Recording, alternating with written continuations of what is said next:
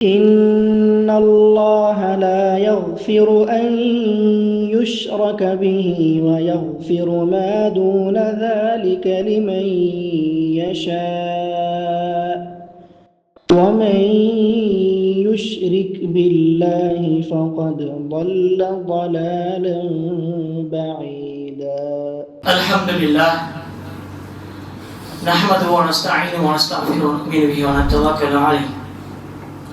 نعوذ بالله من شرور أنفسنا ومن سيئات أعمالنا. أما بعد فإن خير الحديث كتاب الله وخير الهدي هدي محمد صلى الله عليه وسلم وشر الأمور محدثاتها وكل محدثة بدعة وكل بدعة ضلالة وكل ضلالة في النار. قال الله تعالى في القرآن المجيد وفي الفرقان الحميد: أعوذ بالله من الشيطان الرجيم، بسم الله الرحمن الرحيم. يا أيها الذين آمنوا اتقوا الله حق تقاته ولا تموتن إلا وأنتم مسلمون. இந்த உலகத்தை படைத்து பரிபாலித்துக் கொண்டிருக்கும் வல்லரஹ்மான் அல்லாஹ்வுக்கே புகழ் அனைத்தும் உரித்தாக. மேலும் அவன் சாந்தியும் சமாதானம் பெருமானார் முஹம்மது ஸல்லல்லாஹு அலைஹி வஸல்லம் அவர்கள் மீதும் அவருடைய அடிச்சவற்றை அப்படியே பின்பற்றிய உத்தம சத்திய சஹாபாக்கள் மீதும் தாபஈன்கள் மீதும் தாபஈன்கள் மீதும் முக்கியமாக அமர்ந்து கொண்டிருக்கும் அல்லாஹ்வின் நல்லடியார்கள் மீதும் உலகத்தில் இருக்கும் அனைத்து முஸ்லிம்கள் முஃமின்கள் மீதும் என் மீதும் என்று கூறியவன் நான் இன்றைய ஜும்மாவை ஆரம்பி செய்கின்றேன். கண்ணியத்திற்குரியவர்களே, அல்லாஹ்வின் நல்லடியார்களே, கண் சிமிட்டுகின்ற நேரத்திலே காலம் வேகமாய் சென்று கொண்டிருக்க 1448வது ஹிஜ்ரி ஆண்டை நாம் தொடங்கியிருக்கிறோம். ஒரு ஆண்டு முடிந்து இன்னொரு ஆண்டிற்குள் நாம் நுழைந்திருக்கிறோம். வேகமாக சென்று கொண்டிருக்கக்கூடிய இந்த காலத்திலே மனிதன் மார்க்கத்தை மறந்து அல்லாஹ்வும் அவருடைய தூதரும் என்ன போதனை நமக்கு கொடுத்தார்களோ அதை ஏற்க மறுத்து அவனுக்கு தோன்றியதையும் அவனுக்கு புரியக்கூடியதையும் மார்க்கமாக ஏற்றுக்கொண்டு அதை அமல் செய்து கொண்டிருக்கிறான். கவலைக்குரிய விஷயம் என்னவென்றால், ஒரு முஸ்லிம் பெயரோடு முஸ்லிம் என்ற ஒரு தருணத்தில் அவனுடைய செயல் இஸ்லாத்தில் இல்லாத செயல்களாக காணப்படுகிறது. எந்த மார்க்கம் அமைதியை விதைத்ததோ, எந்த மார்க்கத்திலே அழகான விஷயங்கள் சொல்லிக் கொடுக்கப்பட்டிருக்கிறதோ அந்த மார்க்கத்தின் மீது கருஞ்சாயங்கள் பூசி தவறான சில விஷயங்களை அதிலே கொண்டு வந்து நுழைத்து இதுதான் இஸ்லாம் என்று மக்களுக்கு பிரதிபலிக்க செய்து கொண்டிருக்கிறது. கண்ணியத்திற்குரியவர்களே, அல்லாஹ்வின் நல்லடியார்களே, ஹுர்மத்தான இந்த மாதம் முஹர்ரமுடைய மாதம். இந்த மாதத்திலே இபாதத் நாம் எவ்வளவுக்கு அதிகமாக செய்கிறோமோ, நன்மைகள் எவ்வளவுக்கு அதிகமாக செய்கிறோமோ அது இரட்டிப்பாக்கப்படும். அதுபோல் நாம் தீங்கில் ஈடுபடுகிறோம், தீயவைகள் செய்கிறோம், பாவங்கள் செய்கிறோம் என்றால் அது பெரும்பாவமாக கருதப்படும். கண்ணியத்திற்குரியவர்களே, அல்லாஹ்வின் நல்லடியார்களே, அல்லாஹ்விடத்திலே வானம் பூமிகள் படைக்கப்பட்ட நாளில் இருந்தே மாதத்தின் எண்ணிக்கை 12 தான். இந்த 12 அல்லாஹ் 4 மாதத்தை அர்பஅத்துல் ஹுரும் என்று சொல்கிறார். அந்த 4 மாதத்தில் இந்த மாதமும் ஒன்று முஹர்ரம். காஃபிர்கள் கூட இந்த மாதத்திற்கு மாண்போடு கண்ணியத்தோடு வரவழைப்பார்கள். அவர்களும் இந்த மாதத்திலே கொலை கொள்ளை தவறுகள் தீங்குகள் செய்வதற்கு யோசிப்பார்கள். அப்படிப்பட்ட கண்ணியப்படுத்தப்பட்ட மாதங்களில் ஒன்றுதான் முஹர்ரமும் கூட. நபிகள் நாயகம் ஸல்லல்லாஹு அலைஹி வஸல்லம் அவர்கள் மதீனா சென்றதற்கு பிறகு யூதர்களை நோன்பு நோற்றதாக முஹர்ரம் 10ஆம் நாள் பார்த்தார்கள். பார்த்ததும் அந்த யூதனை பார்த்து கேட்டார்கள், எதற்காக நீ நோன்பு நோக்கிறாய் என்று. அப்பொழுது அல்லாஹ்வுடைய தூதர் ஸல்லல்லாஹு அலைஹி வஸல்லம் அவர்கள் அவருடைய பதிலில் வியப்படைந்தார்கள். அந்த பதில் என்னவாக இருந்தது என்றால், அவன் சொன்னான், மூசா அலைஹிஸ்ஸலாம் அவருக்கு இன்றைய நாள்தான் அவருடைய கூட்டத்திற்கும் அவருக்கும் ஃபிரௌனிடத்திலிருந்து அல்லாஹ் பாதுகாவல் கொடுத்த நாள். அவர் வைத்த அந்த நோன்பிற்காக நாமும் அதை தொடர்ந்து வைக்கிறோம் என்று சொன்னார்கள். அப்பொழுது அல்லாஹ்வுடைய தூதர் சொன்னார்கள், நஹ்னு அஹக்கு பி மூசா, நாம் அதிகமாக உங்களை விட மூசா அலைஹிஸ்ஸலாம் மீது கடமைப்பட்டிருக்கிறோம் இந்த நோன்பை வைப்பதற்கு. நாம் நபியை என்று அவர் நம்புகிறோம். என்னால் நபிமார்களை நம்புவது ஈமானுடைய ஒரு பங்காகும், ஈமானுடைய ஒரு தூணாகும் நபிமார்களை நம்புவது. ஆகையால் உங்களை விட அதிகமாக எங்களுக்கு உரிமை இருக்கிறது அவர் மீது என்று சொன்னார்கள் பெருமையோடு. நோன்பு நோக்க சஹாபாக்களுக்கும் கட்டளையிட்டார்கள். இன்னொரு ஹதீஸில் வருகிறது, நான் அடுத்த வருடம் உயிரோடு இருந்தால் 9வது நாளும் நோற்பேன். இதற்கு காரணம் ஹாலஃபுல் யஹூத், யூதர்களுக்கு மாறு செய்வது என்று சொன்னார்கள். நாம் ஏன் யூதர்கள் வைப்பதை போல் ஒரு நோன்பு வைக்க வேண்டும், மாறு செய்து 2 நோன்பை வைப்போம் என்று சொன்னார்கள். 9, 10 வையுங்கள், அல்லது 10 அல்லது 11. 9ஐ தவற விட்டவர்கள் 10ஓடு சேர்த்து 11ஐ இணைத்து விடலாம், அல்லது 9 வைத்து விட்டீர்கள் என்றால் 10ஐ இணைத்து 2 நோன்பாக ஆக்கிக்கொள்ளும் என்று சொன்னார்கள். இதற்கான நோக்கம் யூதர்களுக்கு மாறு செய்வது. அதுபோல இதற்கான நன்மை அஹ்தசிபு, நான் எண்ணுகிறேன் அல்லாஹ் கடந்த வருடத்தின் பாவத்திற்கு பரிகாரமாக இந்த நோன்பை எடுத்துக்கொள்வோம் என்று அல்லாஹ்வுடைய தூதர் சொன்னார்.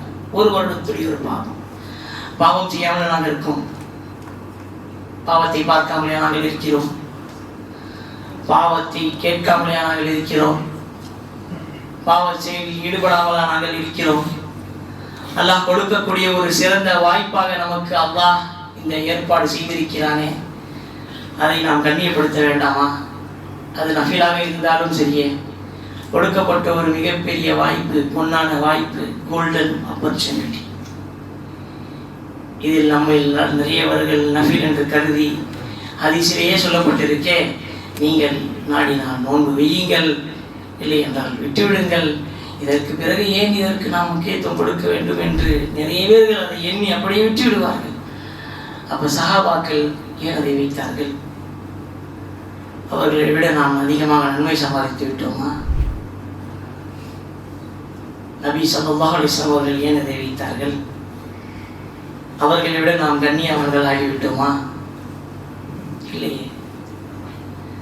ரலியல்லாஹு அன்ஹு வ ரது அன்ஹு என்ற சர்டிபிகேட் என்ற சான்றிதழ் வாங்கியவர்கள் தான் சஹாபாக்கள். திருமறையில் அல்லாஹ் அவர்களை பற்றி சொல்கிறான், ரலியல்லாஹு அன்ஹு வ ரது அன்ஹு. அல்லாஹ் அவர்களை பொருந்திக் கொண்டான், அவர்களும் அல்லாஹ்வை பொருந்திக் கொண்டார்கள். அவர்கள் இந்த அமல்களை எல்லாம் செய்த பொழுது நாம் அவர்களை விட மேலானவர்களாக ஆகிவிட்டோமா? எதை கொண்டு நாம் அலட்சியமாக இந்த விஷயத்தை இன்னும் விட்டுக் கொண்டிருக்கிறோம் கண்ணியத்திற்குரியவர்களே? இப்படிப்பட்ட ஒரு சிறப்பான மாதத்திலும் நம்முடைய சமுதாயத்திலே நடக்கக்கூடிய அனாச்சாரங்கள், விதத்துகள், ஒரே ஒரு சம்பவத்தை வைத்துக்கொண்டு வரலாற்று சம்பவம் தான், அதில் எந்த ஒரு சந்தேகமும் கிடையாது. ஷஹீதானவர்கள் பலர், ஆனால் ஒருவரை மட்டும் வைத்துக்கொண்டு, அவரை மட்டும் தூக்கிக் கொண்டு, அவருடைய பெயரை உயர்த்தி கொண்டு, அவருக்காகவே இந்த நாளை நினைவு கூறுவது மார்க்கத்தில் அனுமதி கிடையாது. ஹுசைன் ரலியல்லாஹு அவர்கள் இவர் மதீனாவிலே 5வது ஹிஜ்ரி என்ற ஆண்டிலே பிறக்கிறார். அலி ரலியல்லாஹுடைய மகன் ஃபாத்திமா ரலியல்லாஹு அவர்களுக்கு, அன்னை ஃபாத்திமா ரலியல்லாஹு அவர்களுக்கு 2வது மகனாக பிறக்கிறார். யோசிங்க, அல்லாஹ்வுடைய தூதருடைய பேர குழந்தைங்க, கிராண்ட் சன்ஸ் ஆஃப் ப்ராஃபட். சொல்லப்படுது எப்படி என்றால், சஹீஹான ஹதீஸில் பதிவாக இருக்கு, எந்த அளவுக்கு அன்பு என்றால், யார் இவர்களுடைய 2 பேர் மீது பாசம் வைக்கிறார்களோ என் மீது பாசம் வைத்தது சமம் சொன்னார்கள். தொழுகையில் இவங்க 2 பேர் விளையாடாத விளையாட்டில் அல்லாஹ்வுடைய தூதர் மேலே ஏறி அந்த அளவுக்கு நெருக்கமான ஒரு தோழர்கள் தான் இவர்கள். அவர்களுக்கு பிறகு கலீஃபாவாக இருந்தவர்களுக்கு கூட இப்படிப்பட்ட மரணம் வந்திருக்கிறது. இவருக்கு மட்டும் ஏற்படவில்லை இந்த ஷஹாதத்தான மரணம். 2வது கலீஃபா உமர் அவருடைய வாழ்க்கையை எடுத்துக் கொள்ளுங்கள். அவருடைய அந்த இறுதி நாள் எப்படி இருந்தது என்று. வயிற்றினுடைய குடலிலே இருக்கக்கூடிய 2 பக்கமும் ஓட்டை, எது கொண்டாலும் எது அவருக்கு கொடுக்கப்பட்டாலும் அவருடைய வயிற்றினுடைய குடலில் இருந்து ஓட்டையிலிருந்து வழுகக்கூடிய நிலை. ஃபஜ்ர் தொழுகையில் இருக்கும் பொழுது ஒரு அடிமை, கருப்படிமை வந்து அவரை கொன்று சென்று விட்டார். யோசியுங்கள், தொழுகையில் கிடைத்த ஒரு ஷஹாதத். இதை பற்றி யாரும் பேசுவதே கிடையாது. நிறைய பேருக்கு உமருடைய மரணத்தை பற்றியும் தெரியாது. அவருக்கு பிறகு வந்த கலீஃபா உஸ்மான் எடுத்துக்கோங்க. குர்ஆன் ஓதி கொண்டு இருக்கும் பொழுதே தன்னுடைய உயிரை பறிபோக பார்க்கிறார். அவருடைய ரத்தம் சிந்திய குர்ஆன் இன்னும் கூட முஸ்ஹஃப் உஸ்மான் என்று சொல்லி ரலியல்லாஹு அவர்கள் என்று சொல்லி மியூசியத்தில் பதிய வைத்திருக்கிறார். இதுவும் ஷஹாதத்து தானே. இதை யாரும் நினைவு கூறுவது கிடையாது. ஏனென்றால் மார்க்கம் அனுமதிக்கவில்லை நினைவு கூறுவதற்கு. இறந்தால் சோகம் அனுபவிப்பதற்கு 3 நாட்கள் மட்டும்தான் மார்க்கம் அனுமதிக்கிறது. 3 நாட்களுக்கு மேல் ஒருவன் சோகம் வெளியாக்க வேண்டும் என்றால் அது ஒரே ஒரு ஆள் மட்டும்தான். கணவனை இழந்த ஒரு பெண், மனைவி, அவளுக்கு மட்டும்தான் 3 நாளைக்கு மேல சோகத்தை வெளிப்படுத்துவதற்கு மார்க்கத்தில் அனுமதி உண்டு. ஹுசைன் ரலியல்லாஹு அவர்கள் இறந்ததற்கு சோகத்தை அனுபவித்தவர்கள், வெளிக்காட்டியவர்கள் யாராக இருந்திருப்பார்கள்? அவருடைய மனைவிமார்கள். அதுவும் அவருடைய இத்தா காலம் வரை மட்டும்தான் மார்க்கம் அவர்களுக்கு அனுமதிக்கிறது. அதற்கு பேர் அவர்கள் சோகத்தை வெளிப்படுத்த வேண்டும் என்று மார்க்கத்தில் ஒரு பொழுதும் இடம் கிடையாது. ஒரு உற்றார் உறவினர், உங்களுடைய தந்தையோ யாரோ நெருங்கியவரோ பழகியவரோ ஒரு முஸ்லிம் சகோதரர் இறக்கிறார் என்றால் சோகம் வெளிப்படுத்துவதற்காக மார்க்கம் அனுமதித்த நாட்கள் 3 நாட்கள் மட்டும்தான். அதுவும் அவர் இறந்த அந்த நேரத்தில் இருந்து 3 நாள், வருடம் கிடையாது. இறந்த அந்த நேரத்தில் இருந்து 3 நாட்கள். கண்ணியத்திற்குரியவர்களே, அல்லாஹ்வுடையார்களே, முஹர்ரமுடைய மாதத்திலே ஆஷூரா என்ற நாள் என்று ஜும்மாவுடைய அந்த நாளிலே கர்பலா என்று சொல்லக்கூடிய அந்த இடத்திலே யஸீதுடைய ஆட்கள் அவர்களை சூழ்ந்து 4 ஒப்பந்தத்தை வைக்கிறார்கள். 1, யஸீதின் கையிலே பையத்து செய்து கொள்ளுங்கள். முஆவியா ரலியல்லாஹுடைய மகன், அவர்கிட்ட ஆட்சி போயிருச்சு, அவற்றை நீங்க என்ன செய்யணும்? பையத்து செஞ்சுக்கணும். 2வது, பையத்தை மறுத்து மக்காவிலோ மதீனாவிலோ ஓடி போய் ஒளிஞ்சுக்கோங்க. 3வது, இஸ்லாம் புதியதாக தழுவிய யமன், ரோம் போன்ற நாட்டிலே உங்களுடைய வாழ்க்கையை ஒழிச்சுக்கோங்க. 4வது, நீங்கள் கொடுத்த அந்த கடிதத்துக்கு பதிலாக உங்களுடைய உயிரை எங்களிடத்தில் கொடுத்து விடுங்கள் என்று சொன்னார்கள். 4 ஒப்பந்தங்கள்.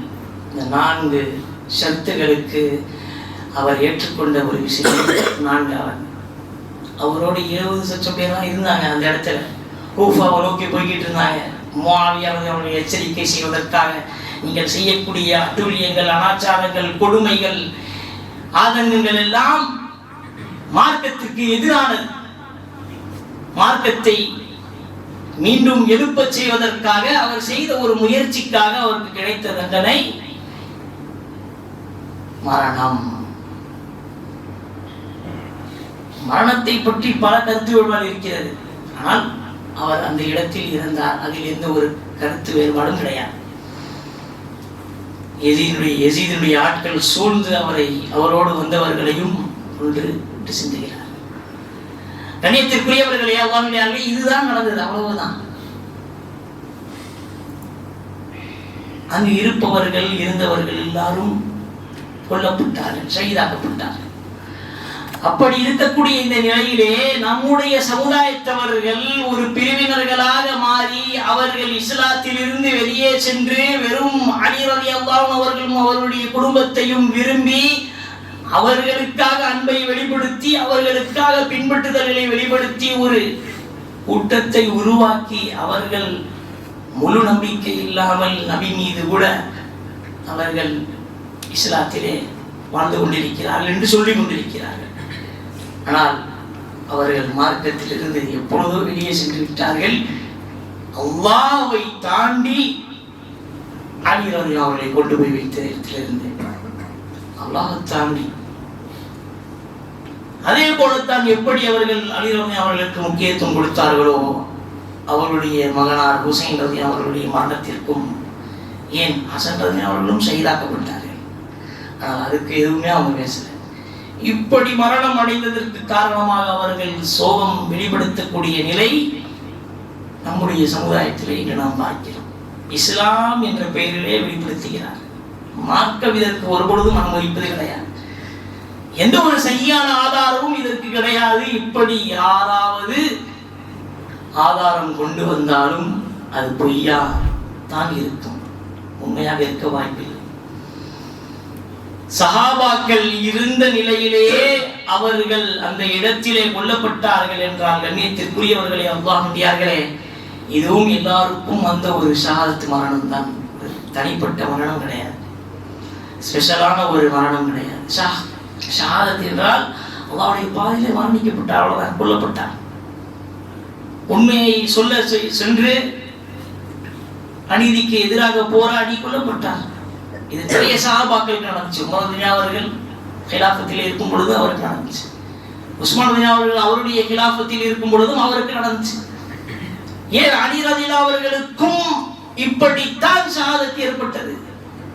இதையெல்லாம் தூக்கி எறிந்துவிட்டு இந்த முஹர்ரம் மாதத்தை ஒரு பெரிய பண்டிகையாக வைத்து மார்க்கத்திலே முதலாக ஒரு இறந்து போன விஷயத்தை பண்டிகையாக மாற்றி கொண்டாடக்கூடிய ஒரு சமூகமாக இருக்கக்கூடிய நிலையிலே நம்முடைய முஸ்லிம்கள் இருக்கிறார்கள். ஈத் என்பது நமக்கு இரண்டு தான், ஈதுல் ஃபித்ர், ஈதுல் அத்ஹா. இந்த இரண்டு பெருநாட்களை தவிர நமக்கு எதுவும் கிடையாது, மார்க்கத்தில் அனுமதிக்கப்பட்டது இல்லை. அதை தாண்டியும் இதை ஒரு பெருநாளாக, ஒரு ஈதாக, ஒரு பண்டிகையாக கொண்டாடுவது மார்க்கத்தில் இதற்கு இடம் கிடையாது. இதை யார் பதிவு செய்தார்களோ அதற்கு அவர்கள் பதில் சொல்ல வேண்டும். கண்ணியத்திற்குரியவர்களே, அல்லாஹ்வின் அடியார்களே, நம்மில் இருக்கக்கூடிய நபர்கள் எப்படி என்றால் கண்மூடித்தனமாக இந்த நாளை ஒரு மிக முக்கியமான நாளாக எடுத்து நோன்பு வைக்கிறதெல்லாம் மறந்துடுறது, சுன்னத்தான விஷயத்தெல்லாம் கடைபிடிக்கிறது கிடையாது.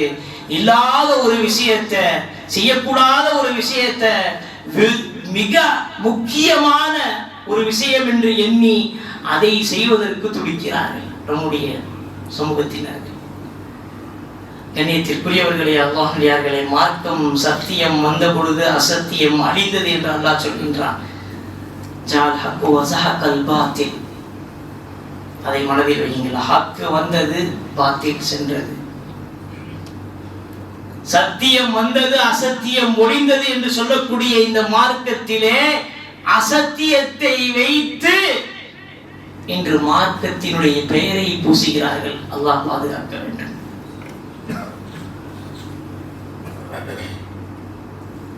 அவர்கள் ஒரு பிரிவினராக சென்று விட்டார்கள். சரி, அவர்கள் செய்யக்கூடிய அமல்கள் எல்லாம் மார்க்கத்தில் இல்லாதவைகள், ஏன் நம்முடைய சகோதரர்கள் நிறையவர்கள் கூட இதை செய்கிறார்கள்.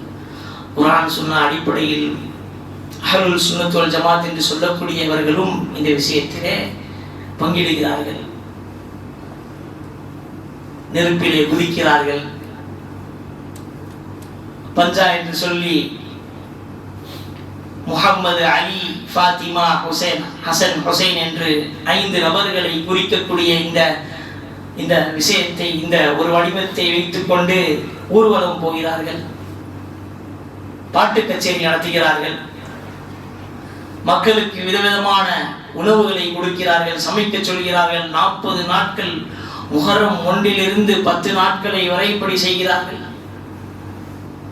இது மார்க்கம் சொல்லி தந்ததா? அல்லாஹ்வுடைய தூதர் ஸல்லல்லாஹு அலைஹி வஸல்லம் அவர்கள் இப்படி ஏதாவது அவருடைய காலத்திலே யாராவது ஒரு ஷஹீதான ஒரு சஹாபாக்களுக்கு இப்படி செய்தார்களா?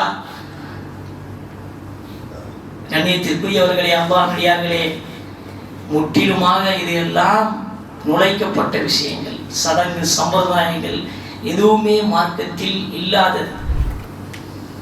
எந்த ஒரு ஆதாரமும் வேறும் கூட இதற்கு நீங்கள் தேடினால் அலசினால் கிடைக்காது. இதையெல்லாம் மாற்று மதத்தின் கலாச்சாரங்கள். அதை நம்முடைய சமுதாயத்தவர்கள் மார்க்கத்தின் கலாச்சாரமாக மாற்றி இஸ்லாமியர்களாக இருந்து சிறந்த பெயர்களை வைத்து இந்த அமலில் ஈடுபடக்கூடியவர்களாக இருக்கிறார். கண்ணியத்திற்குரியவர்களே, அல்லாஹ்வின் நல்லடியார்களே, இப்படி மோசமான நிலை நம்முடைய சமூகத்தின் அதிகமாக காணப்படுகிறது. நம்முடைய சமூகத்தவர்கள் மிகவும் குறைந்தவர்கள் தான் பாதுகாக்கப்பட்டிருக்கிறார்கள் இப்படிப்பட்ட பிதஅத்துகள், அனாச்சாரங்கள், மோசமான விஷயங்களில் இருந்து. அந்த அளவுக்கு அவேர்னஸ் நம்மள்கிட்ட கிடையாது. அந்த அளவுக்கு தெளிவு நம்மளுக்கு மார்க்கத்தில் இன்னும் நிறைய பேருக்கு கிடையாது. அல்லாஹ் பாதுகாக்க வேண்டும். கண்ணியத்திற்குரியவர்களே, அல்லாஹ்வின் நல்லடியார்களே, இப்படிப்பட்டவர்களுக்கு நாளை மறுமை நாளிலே அல்லாஹ்வுடைய தூதருடைய சிபாரிசு கூட கிடைக்காது.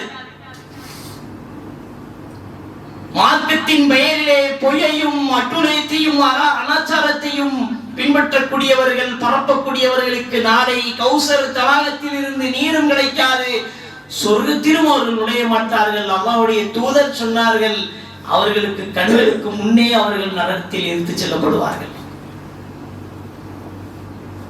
கண்ணியத்திற்குரியவர்களே, அல்லாஹ் நல்லடியார்களே, மார்க்கம் சொல்வது வேறு, மக்கள் மார்க்கம் என்று செய்வது வேறு. இன்னைக்கு அப்படிதான் இருக்கு. ஐவேளை தொழுகையை மறந்துட்டான், கடமையான நோன்பு புறக்கணிக்கிறான், ஜக்காத்தில் இருந்து ஓடுறான், ஹஜ்ஜு கடமையாகி ஹஜ்ஜை பத்தி கணக்கில்லை, கவலை இல்லை, நன்மை செய்ய வேண்டும், நாட வேண்டும் என்ற ஒரு ஆர்வம், ஆக்ரோஷம் இல்லை. ஆனால் தவறான புரிதல்களை எடுத்துக்கொண்டு, தவறான செயல்களை எடுத்துக்கொண்டு, தவறான சடங்கு சம்பிரதாயெல்லாம் எடுத்துக்கொண்டு அதை சிறப்பாக, சிறப்பு மிக்க அளவிற்கு செலவு செய்து பின்பற்றும் அளவிற்கு நம்முடைய சமுதாயத்தினர்கள் என்று காணப்படுகிறார்கள். கண்ணியத்திற்குரியவர்களே, அல்லாஹ்வியார்களே, இதற்கெல்லாம் முதல் காரணம் சில மார்க்க அறிஞர்கள்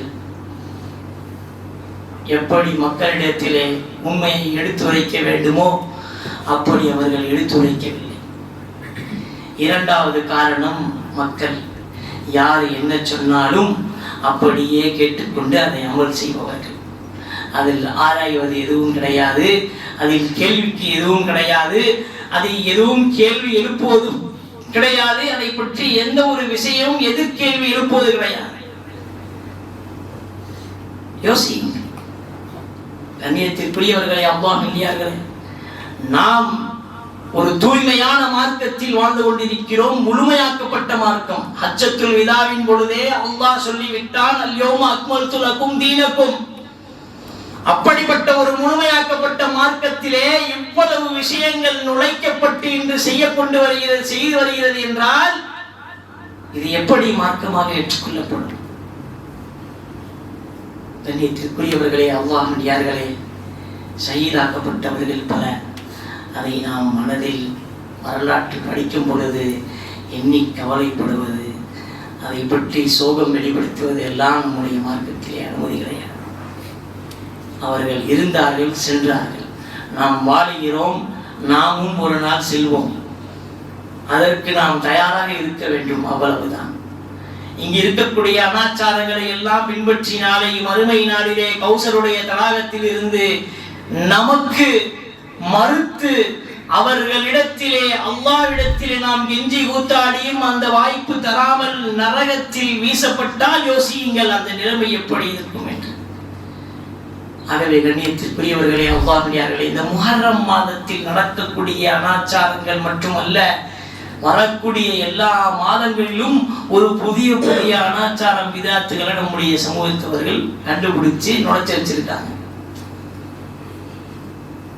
அப்ப யோசிங்க, எந்த அளவுக்கு நம்முடைய சமூகம் சகியான பாதை, கரெக்டான பாதையில போகாம தவறான பாதையில கரெக்டா போய்கிட்டு இருக்கு. நேரான பாதையில போகாம தவறான பாதையில சரியான வழியில போய்கிட்டு இருக்காங்க. தவறான வழி தவறாம போறாங்க. ஏன்னா அது அழகுபடுத்தி காட்டப்படுது. உடலுக்கு கஷ்டம் கொடுப்பது சோகத்தை வெளிப்படுத்துவது. இப்படியெல்லாம் அல்லாஹ் சொல்லவில்லையே. உங்களுடைய கைகளை சேதத்தில் போடாதீர்கள் என்று அல்லாஹ் சொல்கின்றான். அப்போ உடலை அடித்துக் கொள்வது, நெஞ்சை கிழித்துக் கொள்வது, துணியை கிழித்துக் கொள்வது மார்க்கத்திலே அப்பொழுதும் அனுமதி கிடையாது, இப்பொழுதும் அனுமதி கிடையாது. அதை தடுத்தார்கள் நாளை தூதர் ஸல்லல்லாஹு அலைஹி வஸல்லம். அவர்கள் மீது லானத் உண்டாகட்டும் என்று சொன்னார்கள். அதில் நினைத்திற்குரியவர்களே, அல்லாஹ்வியார்களே, மார்க்கத்திலே இப்படிப்பட்ட ஒரு விஷயம் எதுவும் கிடையாது. சோகத்தை வெளிப்படுத்துவதோ, சோகத்திற்காக 40 நாட்கள் சில விஷயங்களை, சடங்குகளை செய்வதோ, தவறான விஷயங்கள் மார்க்கத்தின் பெயரிலே செய்வதோ, ஊர்வலம் செல்வதோ, ஆடல் நிகழ்ச்சிகளை நடத்துவதோ, இதெல்லாம் மார்க்கத்தில் இல்லாத விஷயங்கள். ஆகவே அல்லாஹ் நமக்கு நல்ல புரிதலை கொடுப்பானாக, சிறந்த அறிவு கல்வி அல்லாஹ் நமக்கு கொடுப்பானாக, தெளிவை நமக்கு மார்க்கத்திலே கொடுப்பானாக, நல்ல ஒரு பின்பற்றுதலான ஒரு சிறந்த குணத்தை எல்லாம் நமக்கு கொடுப்பானாக. என்ன அல்லாஹ்வும் அல்லாஹ்வுடைய தூதரும் வழிகாட்டினார்களோ அதன்படி நடப்பதற்கு அல்லாஹ் நமக்கு அருள் புரிவானாக. ஆமீன். வாஹித். அல்ஹம்துலில்லாஹி ரப்பில் ஆலமீன்.